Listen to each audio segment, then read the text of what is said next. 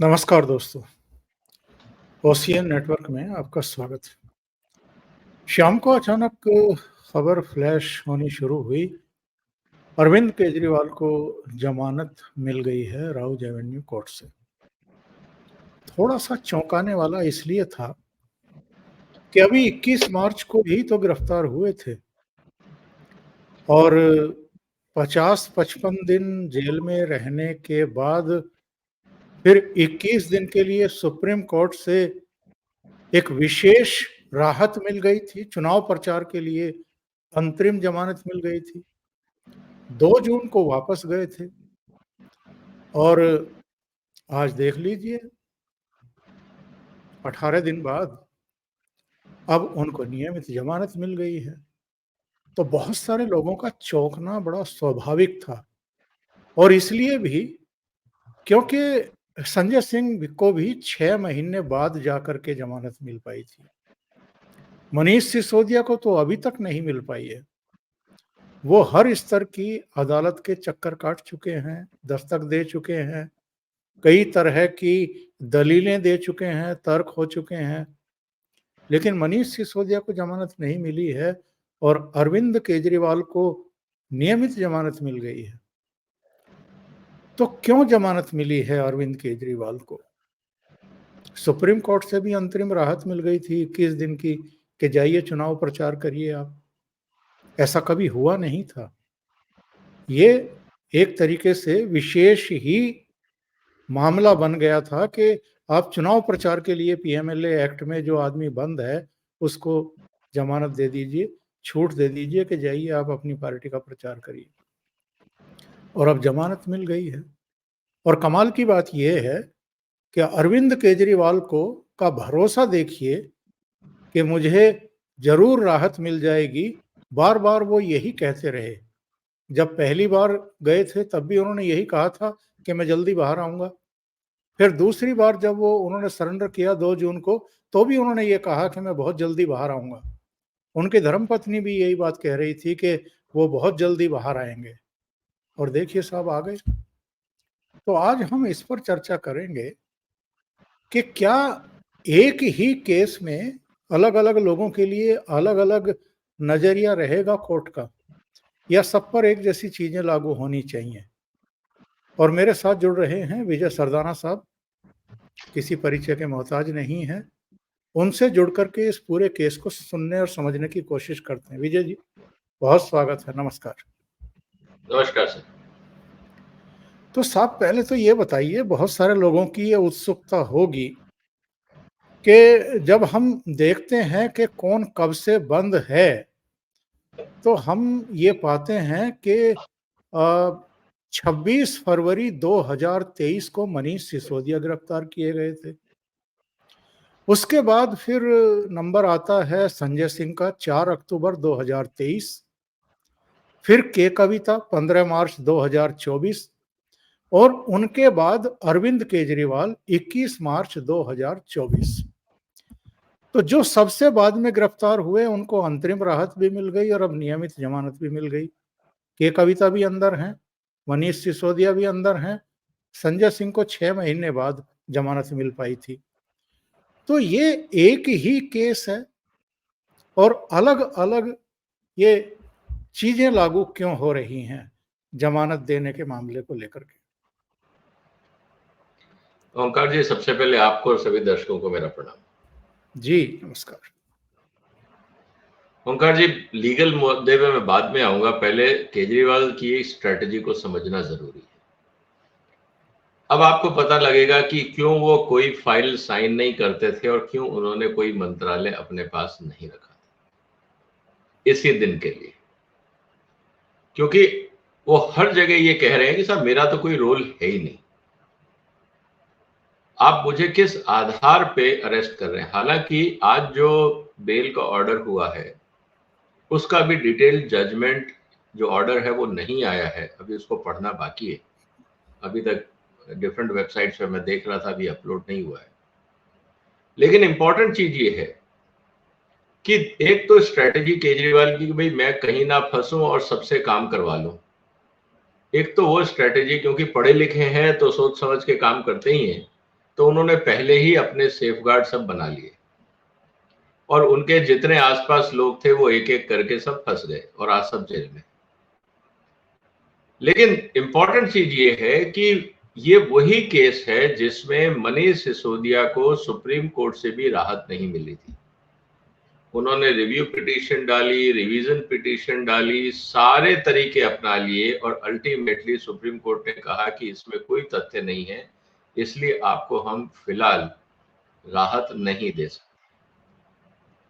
केजरीवाल का केस भी जब दिल्ली हाई कोर्ट में गया और 106 पेज का जजमेंट दिल्ली हाई कोर्ट के जज ने बहुत डिटेल्ड में विद एविडेंसेस लिखा और केजरीवाल को जमानत के लिए जो उनकी जमानत की अर्जी थी वो खारिज हो गई, उनको नहीं मिला।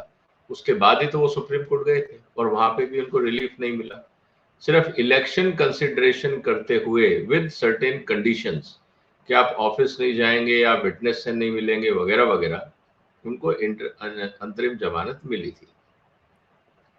अब ट्रायल कोर्ट ने उन्हीं दलीलों को दरकिनार करते हुए बेल दे दी।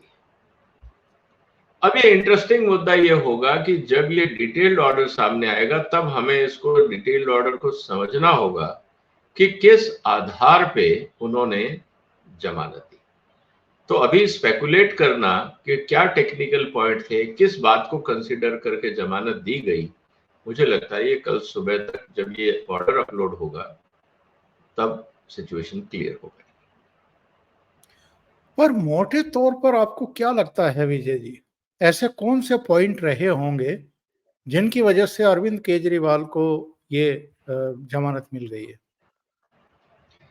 देखिए ओंकार जी, सबसे पहले तो मैं आपको ये बताना चाहूंगा कि मेरे चैनल पे मैंने बहुत पहले और आपके साथ भी चर्चा में मैंने इस बात को करीब, आपको याद होगा कि जब 6वां या 7वां सम्मन आया था केजरीवाल को, तब हमने एक वीडियो किया था कि ईडी जिस तरह से काम कर रहा है ये ईडी के लिए खुद मुश्किलें खड़ी हो जाएंगी कि अभी तक सोते क्यों रहे।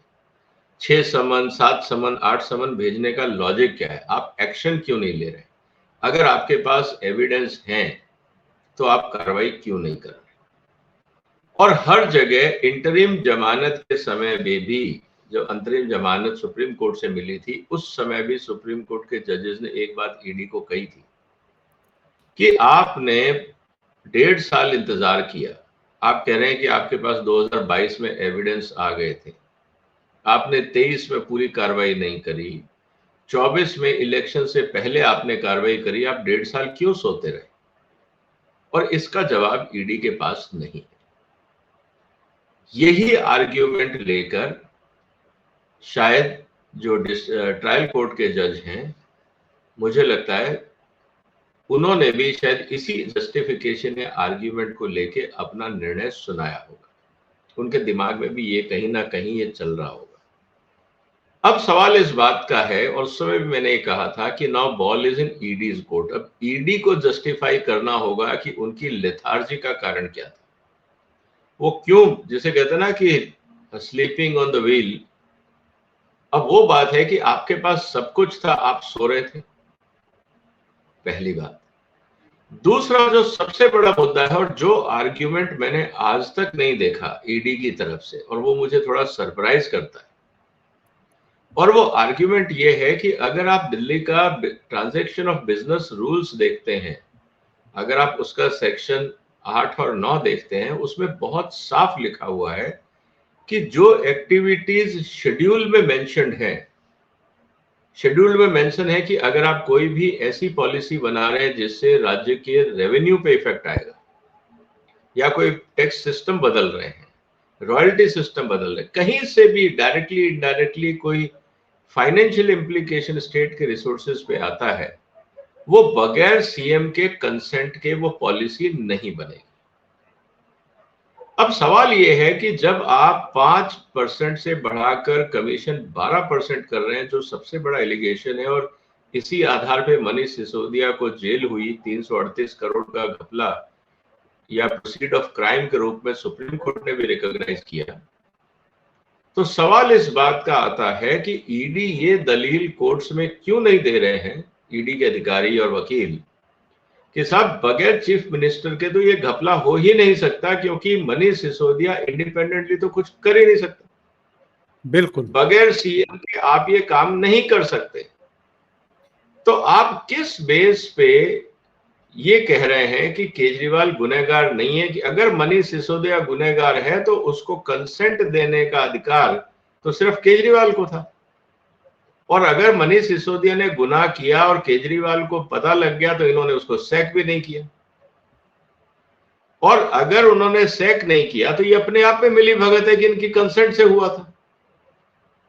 तो ये इतना बड़ा जो जिसको आप ये कह सकते हैं कि लॉजिकल पॉलिसी लिंक है, इसको ईडी के वकील कहने से क्यों चूक रहे हैं? आज तक मैंने एक भी स्टेटमेंट ईडी के वकीलों का नहीं देखा इस लाइन पे, क्योंकि जितने भी प्रोसीडिंग्स कोर्ट्स में हो रहे हैं मैं उनकी एक एक लाइन बारीकी से सुन रहा हूं और देख रहा हूं और पढ़ रहा हूं। ये आर्ग्यूमेंट्स मुझे नहीं दिख रहा जो कि आपकी पॉलिसी डॉक्यूमेंट में लिखा, और ये क्लियर वायलेशन है पॉलिसी का।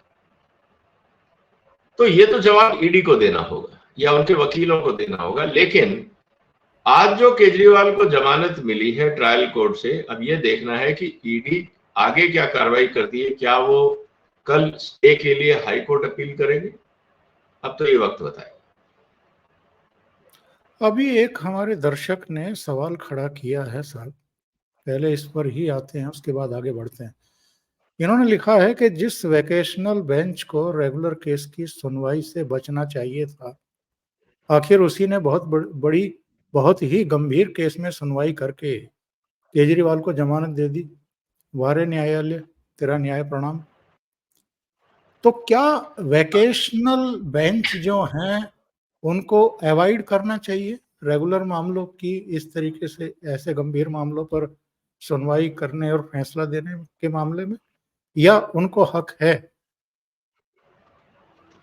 देखिए, ये मुद्दा बेल का था। एक सिटिंग चीफ मिनिस्टर जो जेल में है, ये मुद्दा उसकी बेल का था। जब बेल की हम बात करते हैं तो ये फंडामेंटल राइट्स की बात आती है, तो इस मुद्दे को लेके आप डिले नहीं कर सकते। तो मैं कोर्ट के इस बात पे फॉल्ट नहीं ढूंढूंगा कि साहब उन्होंने एक रेगुलर मैटर को वेकेशन बेंच में सुनवाई करी। अब ये जो रोस्टर बनाया गया, कौन सा जज देखेगा? पुराने वाले जज जिसने पहले ही, देखिए कई बार क्या होता है कि जिस जज के पास ये केस होता है, अगर कोई रिव्यू करना होता है या किसी और बात को करना होता है तो उसी जज के पास मुद्दा जाता है। लेकिन यहाँ इंटरेस्टिंग बात यह हो गई कि राउज एवेन्यू कोर्ट में एक जज ने इनकी बेल को रिजेक्ट किया, दूसरे जज ने एक्सेप्ट किया। एविडेंस वही है, मुद्दे वही हैं, केस वही है, सब कुछ वही है। ये अपने आप सवाल उठाएगा अब कि भाई किस तरह से जजेस एविडेंसेस का इंटरप्रिटेशन करते हैं। क्या एक जज के पास इतना डिस्क्रिशनरी पावर होना चाहिए कि वो जिस केस को और जिस एविडेंस को देख के हाई कोर्ट ने बेल नहीं दी, उसी एविडेंस और उसी आर्ग्यूमेंट को इग्नोर करके एक लोअर कोर्ट या ट्रायल कोर्ट, जो हाई कोर्ट का सबऑर्डिनेट कोर्ट है एक हिसाब से, वो उसको इग्नोर कर सकता है, उस एविडेंस और स्टेटमेंट्स को? तो इसमें कई चीजें उठ के आएंगी। अब इसीलिए मैंने कहा कि पहले हमें इस ऑर्डर को देखना होगा, क्योंकि जज साहिबा ने जो भी ऑर्डर में जिस आधार पे इन्होंने बेल दी होगी उसका रीजन और जस्टिफिकेशन तो लिखा होगा। अब उस लीगल जस्टिफिकेशन को कैसे इंटरप्रेट किया जाएगा with respect to interpretation by other Rouse Avenue court जजेस plus interpretation of high court जज and interpretation of supreme court जजेस, क्योंकि हर लेवल पे ये मैटर जा चुका है। तो भी इंटरेस्टिंग एक केस होगा जिसकी स्टडी की जाएगी। और अभी ईडी के पास ऑप्शन है कि वो हाई कोर्ट और सुप्रीम कोर्ट में चैलेंज करे इसको? हाँ, अभी तो स्टेप 1 ही है सर, ट्रायल कोर्ट है। अभी ट्रायल कोर्ट में आसानी से इस मुद्दे को हाई कोर्ट में चैलेंज किया ही जाएगा, और मुझे लगता है कि इस पे ईडी ये तो कहेगी नहीं कि ठीक है साहब वी एग्री, जो हाई कोर्ट जो ट्रायल कोर्ट ने ऑर्डर दिया है। इससे तो पता लगेगा कि ईडी ने कुछ किया ही नहीं, उनके पास कोई एविडेंस ही नहीं है, वो जबरदस्ती उछल रहे थे। तो ये तो ईडी की कार्यशैली पे बहुत बड़ा सवाल है। तो मुझे लगता है कि जितनी भी इन्वेस्टिगेटिंग एजेंसीज हैं उनको इससे सबक लेना पड़ेगा कि अगर आपने एक्शन लेने में टाइम लगाया, अगर आपके पास एविडेंस है और आप सोते रहे, तो ये आर्ग्यूमेंट आपके खिलाफ भी जा सकता अब आते हैं एक अलग मुद्दे पर विजय जी। ये मेरे विचार से पूरे देश में अकेले ऐसे चीफ मिनिस्टर हैं, जब इनको गिरफ्तार किया गया तो जर्मनी की तरफ से भी एक टिप्पणी आती है, यूएन की तरफ से भी टिप्पणी आती है, अमेरिका का विदेश विभाग भी कुछ कहता है। इतने लोकप्रिय हैं कि 7 समंदर पार भी इनकी चिंताएं की जाती हैं। एक और चीफ मिनिस्टर गिरफ्तार हुए थे, हेमंत सोरेन, उन पर तो किसी देश की इस तरह से टिप्पणी नहीं आई। सर, यही तो है आपका मीडिया मैनेजमेंट। आप आज तक क्या कहते रहे? आपने ये कहा कि देखिए मैं सबसे अच्छे स्कूल बना रहा हूँ, सबसे अच्छे हॉस्पिटल बना रहा हूँ। वो बात अलग है कि दिल्ली में 6 लाख बच्चों के पास बेसिक स्टेशनरी नहीं है, स्कूल नहीं है, बेसिक जो आपका राइट टू एजुकेशन की सुविधाएं हैं वो बच्चों को नहीं मिली हैं। हाई कोर्ट ने बकायदा दिल्ली हॉस्पिटल्स की हालत को लेके तल्ख टिप्पणियां करी हैं कि बुरा हाल है, कैजुअलिटी में सब कुछ गड़बड़ है। तो ये एक जिसे कहे जाता है ना कि मीडिया मैनेजमेंट, परसेप्शन क्रिएशन। अब विदेश में बैठा हुआ व्यक्ति क्या जानता है हिंदुस्तान में क्या हो रहा है? वहां तो जो एम्बेसी की तरफ से उनको अपडेट गया होगा और परसेप्शन ये फैलाया गया कि साहब हमको हैरेस किया जा रहा है। तो अब सवाल इस बात का है कि वहां किस तरह से इस बात को उठाया जाएगा और आपकी लॉबिंग कितनी स्ट्रांग है। क्योंकि आज की तारीख में अगर आप देखें तो हिंदुस्तान में जितनी पॉलिटिकल सिस्टम है उनकी ग्लोबल रीच नहीं है, वो लिमिटेड है। अदर देन बीजेपी, थोड़ा बहुत कांग्रेस ने जरूर किया था, कुछ उनके लोग हैं विदेश में, लेकिन कांग्रेस और बीजेपी के अलावा मुझे लगता है कि केजरीवाल ने इंटरनेशनल फंडिंग पे काम किया, इंटरनेशनल कैडर डेवलप किया, क्योंकि उनको जो ग्लोबल सपोर्ट चाहिए था वो उनको मिला। करप्शन के मुद्दे पे उन्होंने जो एजिटेशन किया उसका उनको थोड़ी सिंपैथी मिली। तो एक इमेज तो बनी थी, लेकिन उसके बाद जो हुआ उसको जनता शायद उतनी डिटेल में नहीं समझ रही है या समझ पा रही है, क्योंकि अभी तक कोई टेंजिबल एविडेंस नहीं। और जब तक कोर्ट की तरफ से कोई कार्रवाई नहीं होती है तब तक तो यही माना जाएगा ना कि भाई you are innocent till proven guilty. तो केजरीवाल को उसका बेनिफिट ऑफ डाउट तो मिलता ही है। विजय जी, अभी हाल में हमने देखा है कि जो खालिस्तानियों से इनको फंड मिला था 133 करोड़ का, उस मामले की एनआईए जांच के आदेश की सिफारिश भी एलजी ने की थी। ये वो हेडलाइन बनी थी, ईडी सीबीआई के बाद केजरीवाल पर अब एलजी का एनआईए बम, पता नहीं क्या भाषा यूज करते हैं, आतंकी संगठन सिख फॉर जस्टिस से फंड लेने का लगा था आरोप।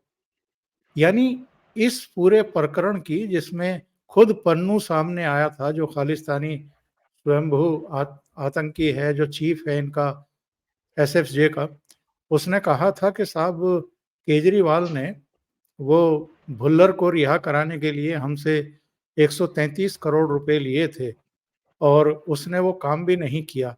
तो उस मामले की भी अब एनआईए जांच के आदेश हुए हैं, हो जाएंगे, मतलब सिफारिश हो चुकी है एलजी की तरफ से। तो मेरा पूछना ये है आपसे कि ये अकेला मामला तो नहीं है शराब घोटाले वाला। चलो इसमें तो इनको राहत मिल गई, जमानत मिल गई, मतलब राहत नहीं मिली, बस जमानत समझिए कि जेल से बाहर आ जाएंगे और अपना काम करेंगे, पर केस तो चलेगा और उसमें ट्रायल कोर्ट में आर्गुमेंट भी होंगे दोनों तरफ से।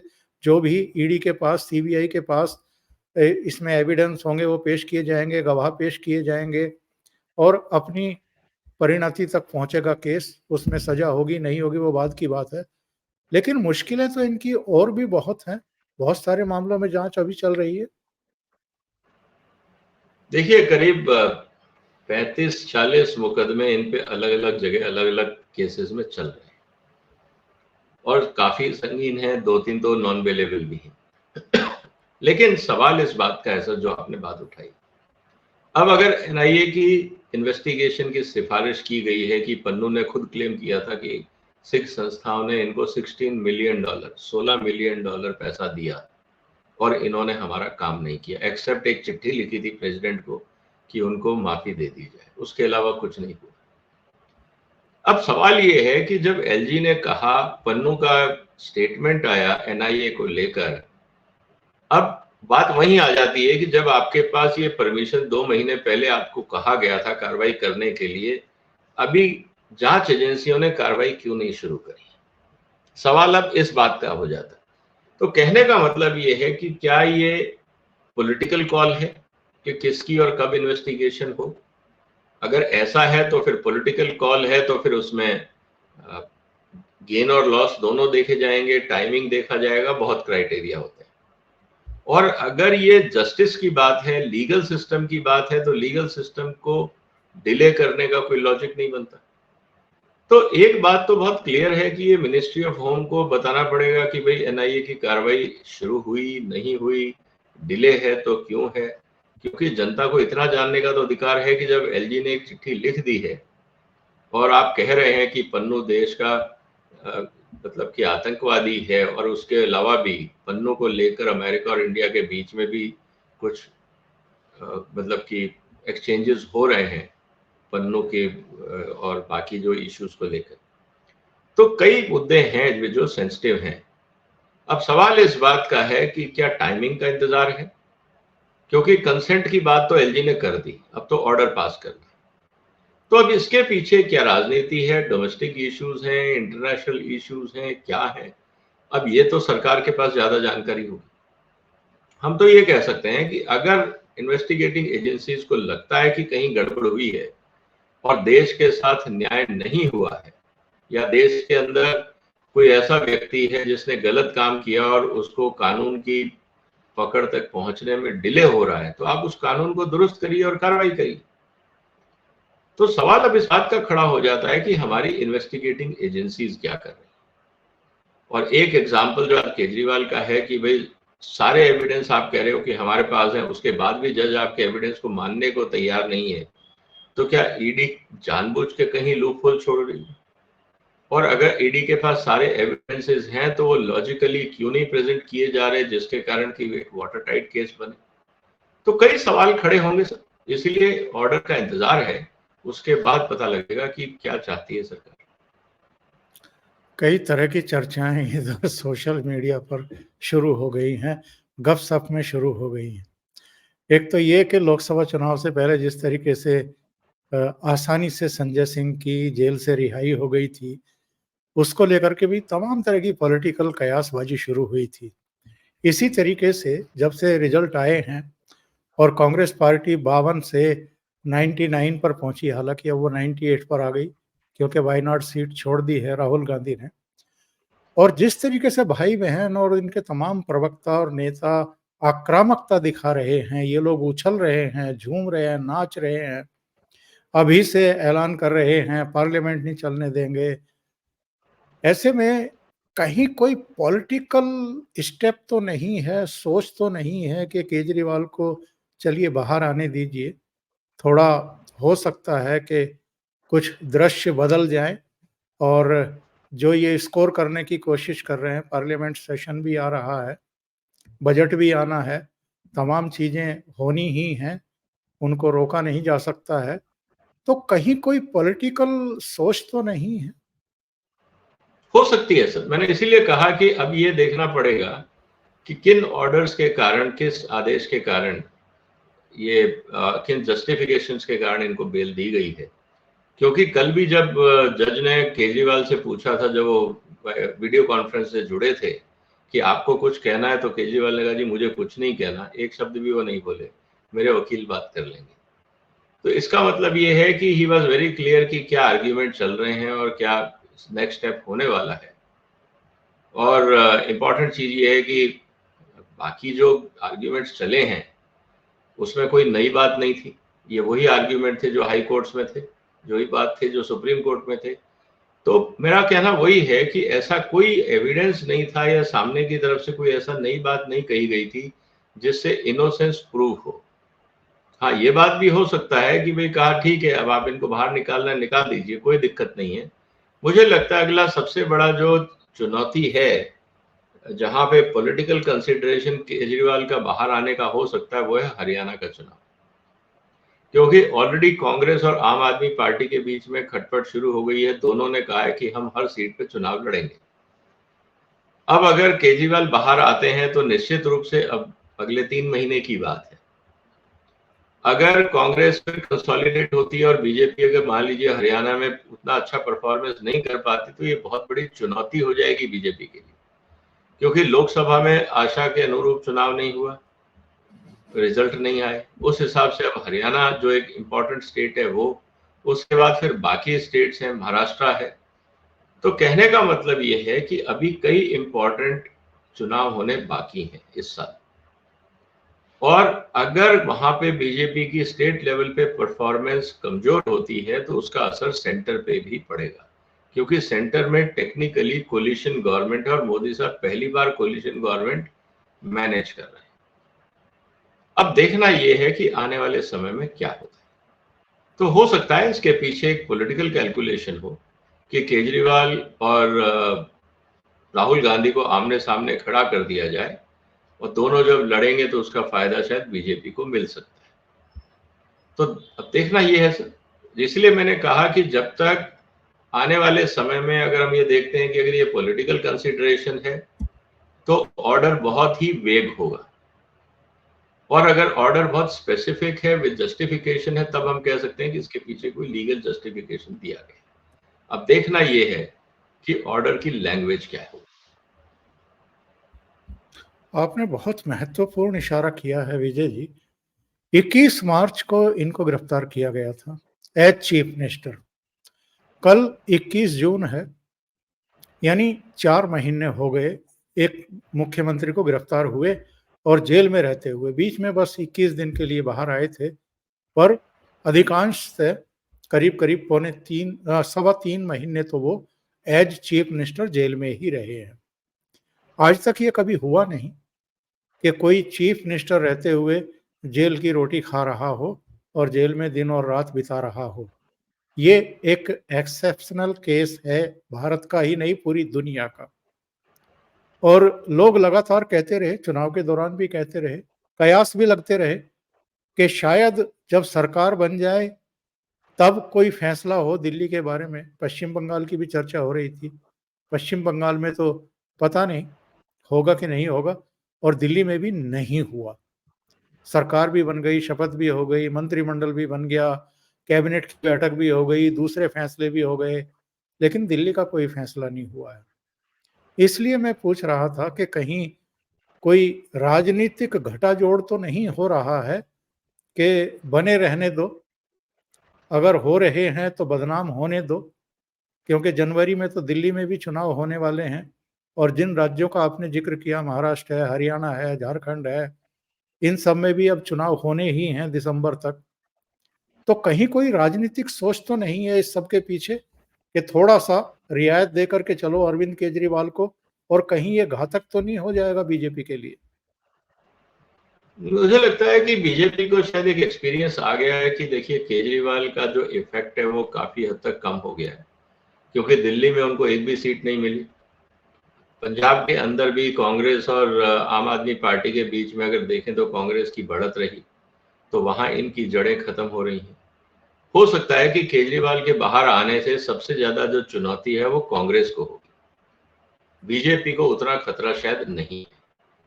तो अभी इशू ये है कि अभी तो नेशनल इलेक्शन था, उसका मुद्दा अलग था, लेकिन पंजाब का चुनाव अगर आप देखें, पंजाब की या हरियाणा की लीडरशिप की बात करें, दिल्ली की बात करें, तो आम आदमी पार्टी का कहना बहुत क्लियर है कि देखिए जो इंडी गठबंधन बना था वो सिर्फ लोकसभा तक के लिए था, आप उसको ज्यादा बढ़ाने का प्रयास ना करें। ये एक डिवाइड एंड रूल की जो पॉलिसी है, जो पॉलिटिक्स के अंदर हेल्प करती है वोट्स को डिवाइड करने में, उससे बीजेपी को गेन होना वाजिब है। और मुझे लगता है कि उसी कंसिडरेशन के कारण कि केजरीवाल के अलावा आम आदमी पार्टी में ऐसा कोई लीडर नहीं है जो कांग्रेस को चुनौती दे सके, मैनेज कर सके, इसीलिए मुझे ये लगता है कि एक कंसिडरेशन ये भी हो सकता है कि केजरीवाल को छोड़ दिया जाए ताकि वो कांग्रेस को हेड ऑन ले, तो कांग्रेस और आम आदमी पार्टी आपस में उलझ जाएं और उसका फायदा बीजेपी को मिल जाए। ये भी एक कैलकुलेशन हो सकती है जिसको कंसिडर किया जा सकता है। लेकिन अगर बड़े सवाल पर आए विजय जी, तो आप कितना ही सैकड़ों हजारों करोड़ रुपए के घोटाले करते रहिए, अपनी पावर का मिसयूज करते रहिए, पैसे बनाने के लिए बड़े से बड़ा भ्रष्टाचार करिए, उसके बाद वकीलों की फौज खड़ी कर दीजिए। समन पर समन आ रहे हैं, आप उनकी भी अवहेलना करिए और अल्टीमेटली आप इस तरह की राहतें भी पाइए।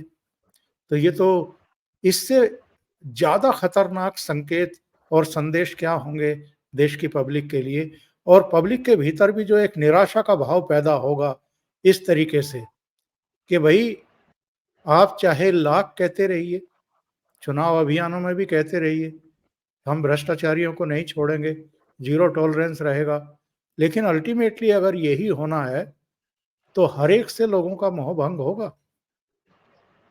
सर यही कारण है ना, समाज में क्राइम क्यों बढ़ता है? दोनों पे सवाल है। जो लोग सत्ता में हैं, जो कानून बनाते हैं, उन लोगों पे सवाल है कि आप इतने लचर कानून क्यों बनाते हैं, और उन लोगों पे भी सवाल है जो कानून की व्याख्या करते हैं, मतलब जुडिशरी, कि आप भी कहीं ये नहीं कह रहे हैं, दुनिया भर की आपने गाइडलाइंस इशू कर दी हैं, लेकिन ये कहीं नहीं कहा है कि साहब 8-8, 9-9 समन तक भी इशू होंगे और उसके बाद भी आप कुछ कर सकते हैं। इसका मतलब ये है कि लीगल प्रोसेस का मजाक बनाने का अधिकार हर उस पावरफुल क्रिमिनल को है या एक्यूज्ड को है जो जानता है कि मेरे पास पावर्स हैं और मैं उसका यूज या मिसयूज अपने लिए कर सकता हूं, और जब तक मैं कुर्सी पे हूं तब तक मैं भारत के टैक्स पेयर के पैसे को जैसे चाहूं वैसे वेस्ट भी कर सकता हूं। चाहे मैं क्राइम करूं तो मेरे लिए सरकार खड़ी हो जाए, मेरे लिए सरकारी वकील खड़े हो जाए और खर्चा टैक्स पेयर दे। तो ये तो मजाक सर आज नहीं है, ये तो देश के अंदर है। इसीलिए हिंदुस्तान में हमेशा ये कहा जाता है कि आप अगर पावरफुल हैं तो आपको डरने की जरूरत नहीं है, सिस्टम आपको बचाएगा। फिर वो चाहे पॉलिटिकल सिस्टम हो, ब्यूरोक्रेटिक सिस्टम हो, एडमिनिस्ट्रेशन हो, पुलिस हो, कुछ भी हो, आपके पास रिसोर्सेज होने चाहिए और आप पावरफुल होने चाहिए, सिस्टम आपके आगे झुकता है। ये बात एक मैसेज जनता के बीच में जाता है, और ये सब पे अगर मैं ये कहूं कि चिंता की बात है, लेकिन चिंता की बात इसलिए नहीं हो जाती कभी कभी क्योंकि जो लोग कुर्सियों पे बैठे हैं उनको ये पता है कि वो 60 साल की, 62 साल की या 65 साल की उम्र में रिटायर हो जाएंगे अगर वो सरकारी है या जजेस है। उसके बाद देखेंगे क्या करना है। तो यहाँ पे हर अधिकारी अगर सेल्फ सेंटर्ड हो जाता है, चाहे वो किसी भी स्तर पे हो, तो सर जनता के बीच में मैसेज तो जाता है। आप ये तो कहेंगे नहीं कि जनता कहेगी ये बहुत अच्छा हुआ। आप 2 साल से ये कह रहे हैं घोटाला हुआ, घोटाला हुआ, आपने उप मुख्यमंत्री को जेल में रखा हुआ है, अगले 10-15 लोगों को जेल में रखा हुआ है, उन बिजनेसमैन को जेल में रखा हुआ है जिन्होंने रिश्वत दी, कविता को आपने जेल में रखा हुआ है, वो भी पॉलिटिशियन की बेटी है, एमएलए है। तो कहने का मतलब ये है कि आप अगर उतने रिसोर्सफुल नहीं हैं केजरीवाल जितने, तो शायद आपको कानून से डरना चाहिए। अगर आप रिसोर्सफुल हैं तो आपको डरने की जरूरत नहीं है। हो सकता है ऑपोजिशन पार्टीज भी आपके साथ खड़ी हो जाएं अपना मतलब देखते हुए। तो ये मैसेज तो जनता के बीच में जाएगा। अब इससे जुडिशरी और सरकार की इमेज इंप्रूव होगी या गिरेगी, ये इंटरप्रिटेशन मैं जनता पे और व्यूअर्स पे छोड़ता हूँ। क्या आप इसमें ये भी कोई संभावना देख रहे हैं अब कि मनीष सिसोदिया के स्तर पर एक थॉट प्रोसेस शुरू हो कि यार मैं तो बिल्कुल। यहाँ देखो कब से पड़ा हुआ हूँ, मेरे लिए तो कभी इतने प्रयास नहीं हुए, और अरविंद केजरीवाल को बार बार राहतें भी मिल रही हैं और अब तो जमानत भी मिल गई और संजय सिंह भी बाहर चले गए, तो मेरा क्या कसूर है? देखिए सवाल तो उठेंगे, लेकिन जैसा मैंने कहा कि इस पूरे घटनाक्रम में हर एक के कुछ ना कुछ, जिसको कहते हैं ना कि स्केलेटन इन द कबर्ड, ये सिर्फ मुद्दा यहां तक नहीं है, और भी कई घटनाक्रम होंगे और ये आज से नहीं है, ये पिछले 10-15 साल से। इसीलिए आप देखेंगे स्वाति मालीवाल का जब केस हुआ था तब उसने कहा था अगर मैं मुंह खोलूंगी तो बहुत नुकसान हो जाएगा। इसका मतलब यह है कि ये सब लोग एक दूसरे के अंदर के रहस्यों को बहुत करीब से जानते हैं, विद एविडेंस जानते हैं। इसीलिए ये एक दूसरे के खिलाफ मुंह नहीं खोलेंगे, क्योंकि यही है ना कि साहब अगर हम डूबे तो सनम तुमको भी ले डूबेंगे वाली बात ये नहीं करेंगे। इनको इतना पता है कि डूबेंगे तो साथ डूबेंगे, तैरेंगे तो साथ तैरेंगे। इतना ये एक दूसरे पे निर्भर हैं और यही कारण है कि आपने देखा होगा वैभव को जब जेल हुई तो केजरीवाल साहब का स्टेटमेंट आया। कभी उन्होंने ये नहीं कहा कि स्वाति मालीवाल पे जो हाथ चलाया गया वो गलत था, एक बार भी स्टेटमेंट नहीं आया, क्योंकि एक दूसरे के राज एक दूसरे के पास हैं। और ये केजरीवाल हो या मनीष सिसोदिया इतना जोखिम नहीं ले सकते कि अपने राजदार के खिलाफ एक भी स्टेटमेंट दे दें, क्योंकि ये सब फिर एक साथ डूब जाएंगे। तो ये मजबूरी है एक दूसरे को बचाना ताकि खुद बच सके। बहुत बहुत धन्यवाद विजय सरदाना साहब, आप जुड़े ओशियन नेटवर्क के लिए इतना समय निकाला और बहुत महत्वपूर्ण मुद्दों पर चर्चा की। Thank you so much. नमस्कार। नमस्कार।